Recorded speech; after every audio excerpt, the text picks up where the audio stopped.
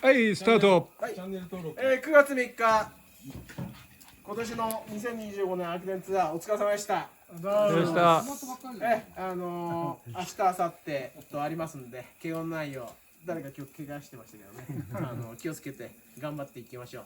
それから、横綱、昨日お誕生日おめでとうございました。おととい。じゃあ、カメラマン。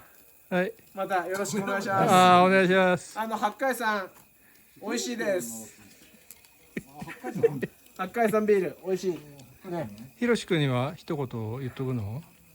殺すぞ。それちょっと YouTube 上げたくなっちゃう。じゃあお疲れ様でした。すごい量、肉。いいね。いや、生にしちゃったな。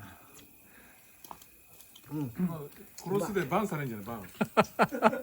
警告食らう警告。あ、ちゃんとタコもあるよこれ。あ、これちゃんと何やってんじゃんお前。ね、これ映したちゃんとお前。さらに映しました。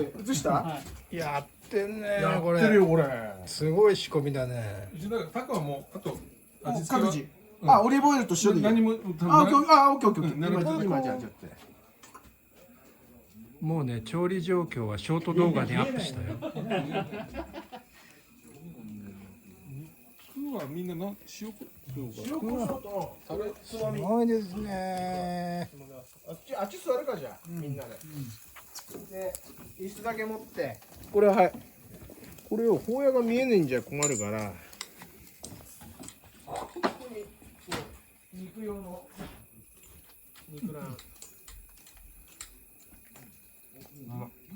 あ、もういいんじゃないの？